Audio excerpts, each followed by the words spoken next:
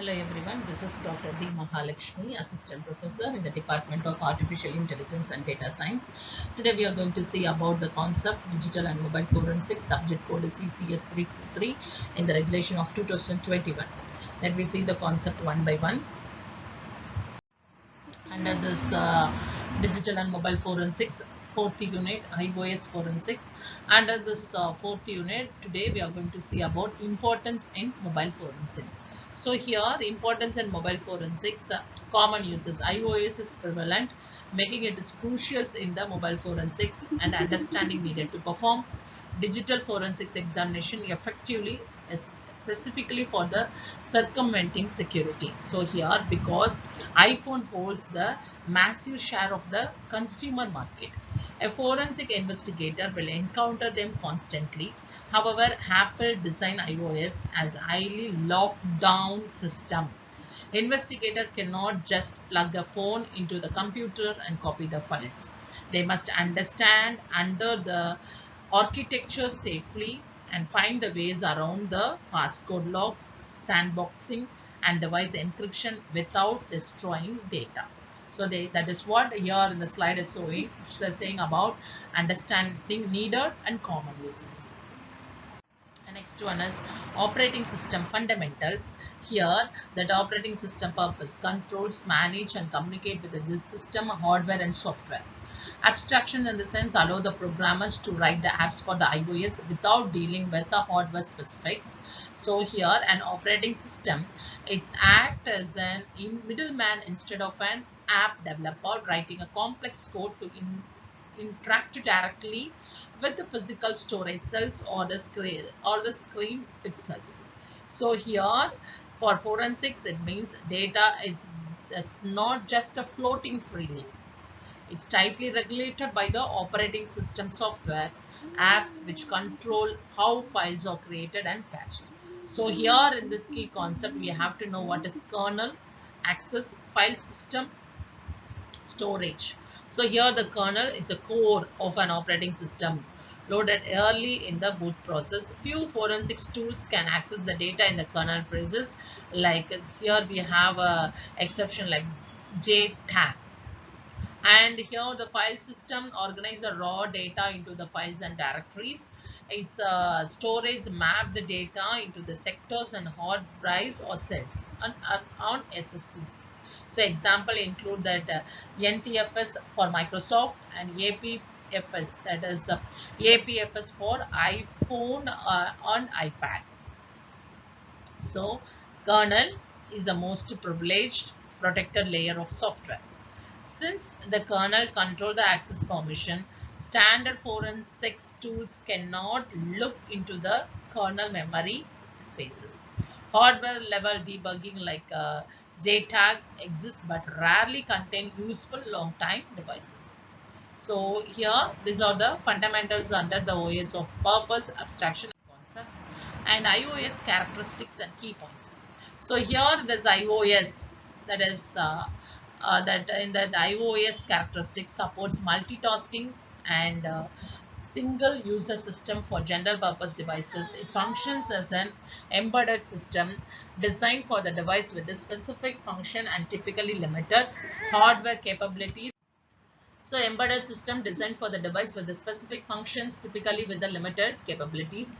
So unlike like desktop computers that can easily accommodate multiple user profiles simultaneously, an iPhone is traditionally built as a single user embedded device because it is optimized for the low power consumption and specific hardware. The OS handles app lifecycle aggressively, freezing apps when backgrounded, which leaves behind distinct forensic footprint in memory.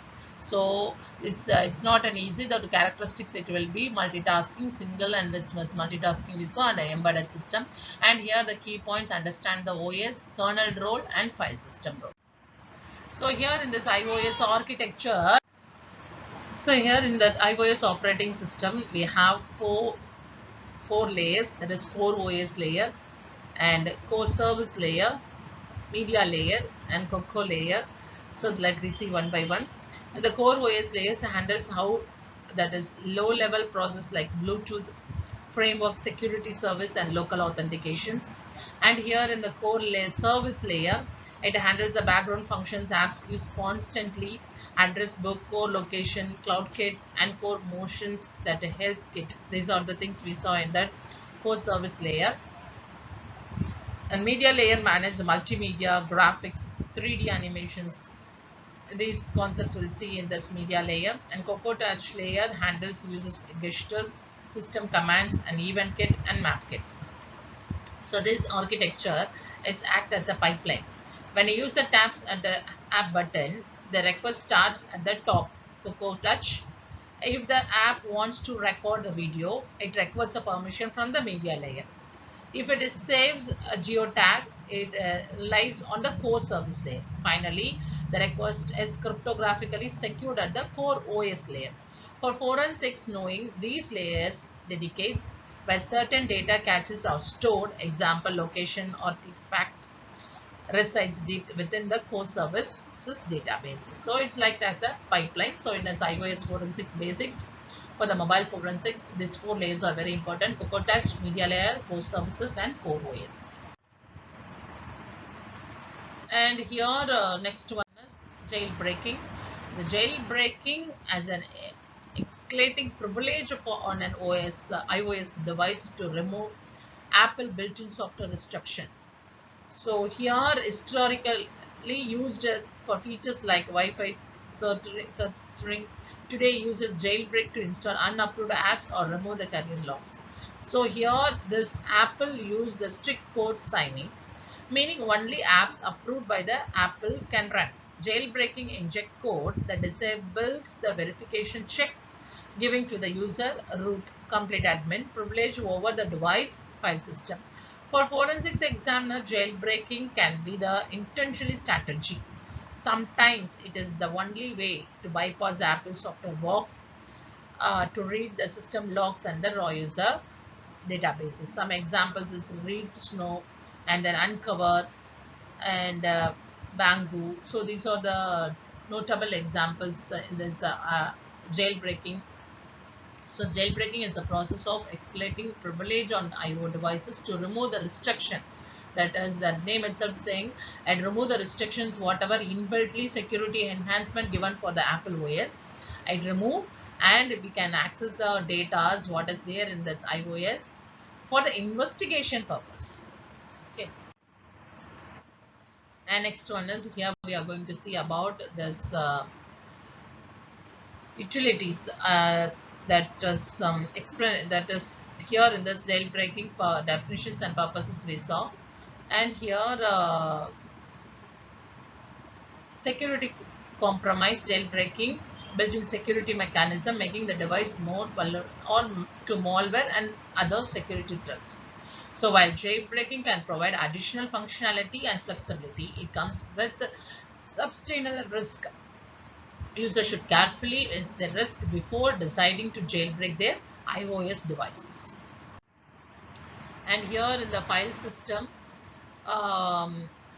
here we are using a APFS 50 since the Mac OS High Sierra 10.13, and for the Apple has utilized the Apple file system APFS for the product. So APFS is designed to optimize the performance and reliability on the solid state drives and flash storage.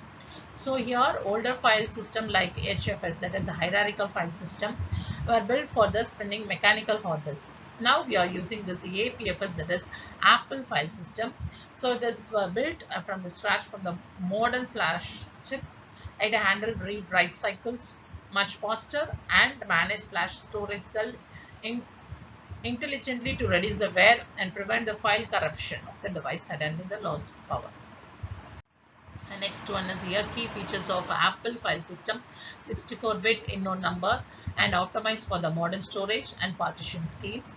So here for the forensics is if the operating system creates a snapshot before the system update, examiner might find older deleted text messages or photos preserved perfectly in the read-only snapshot, even if the user deleted them from the active volume. So the 64-bit inodes also store the Persist timestamp the creation modification, allowing the investigator to reconstruct the microscopic timeline of user actions. And here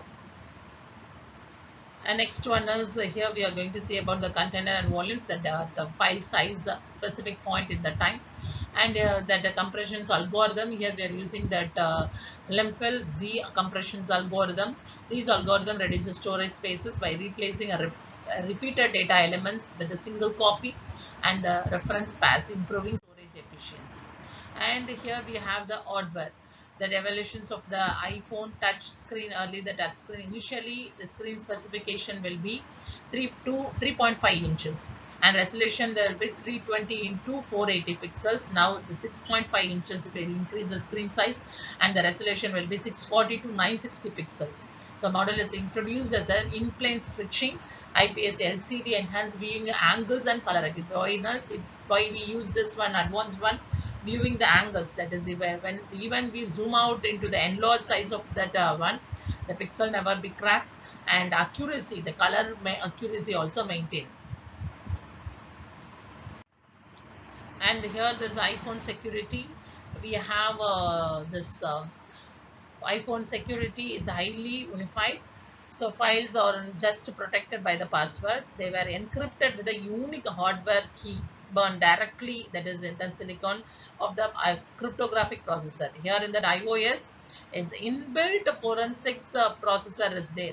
So that is what iPhone features, a dedicated for a cryptographic processor. While encryption keys are stored, so it's not easy to break down the data what's there in this iOS. So this is what iPhone security for features, security features of the iPhone. So and here this high profile case of some example they gave. So here Sandberg shooter in 2015 and this was strength iPhone encryption. So Apple could not unlock the device. So here Grey Key tool. So that Grey Key tool is an example for advanced specialized forensics box developed to exploit specific vulnerabilities and potential bypass the hardware security measure. So here the Grey Key circumvent this is by finding private unpatched bugs in the device boot framework, allowing specialized automated software to cycle passcode much faster without triggering the device safely wipe mechanism. So this is one of that important concept is there in that iOS sub 4 and 6. So here and also we have the passcodes and biometric security. So when the user uses a Face ID, the raw image of their face never reaches the primary operating system or iCloud.